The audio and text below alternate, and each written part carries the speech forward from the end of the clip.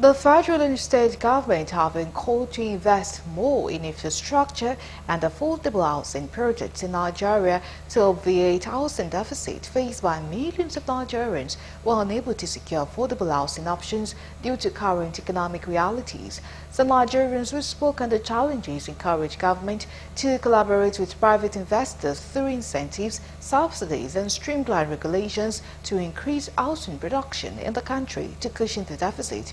Our correspondent Gabriel Odia, who filed in this report, takes a look at providing affordable housing in Nigeria amid population growth and economic realities. According to reports, an estimated 28 million units of housing deficit is what Nigerians are currently faced with today. This has been attributed to rapid growing population growth, urbanization, lack of affordable housing options and corruption. While government housing seems expensive for the ordinary man to afford, many informal settlements have also sprang up with rising costs, such houses becoming source of concern.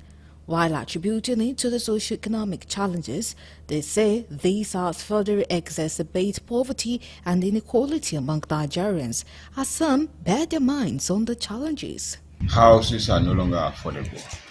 Shelter is no longer a commodity to be afforded by a common person in Nigeria. A single room self-contained that before was going for 70,000, less than 100,000. Today is going for 250,000, some places 350,000. The worst thing is the population seems to be increasing, and then the building of new houses is not matching up with the population. There's high demand for houses, shelter, but people are not building at sporadic rate. An average graduate today to afford basic accommodation, even with a single room that is not self-contained, it's not easy.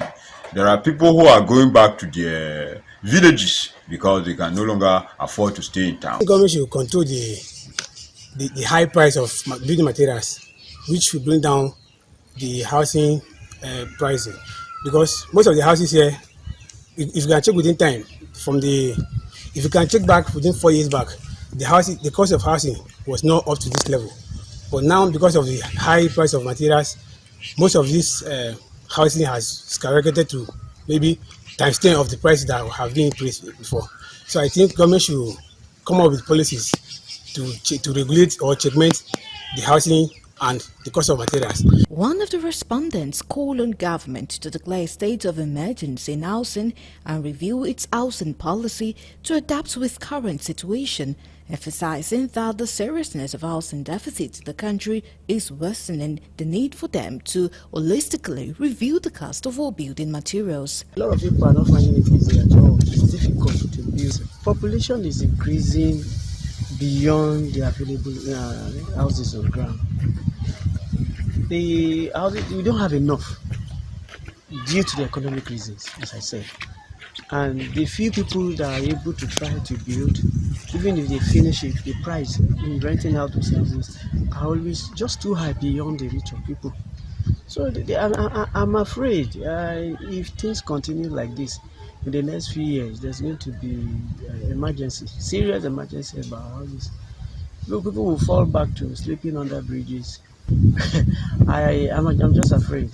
There's going to be catastrophic issue. The people's hope for affordable shelter is becoming difficult. It is now left to incumbent government to regulate activities of tenancy rates, prices of cement, building materials, among others, in the country.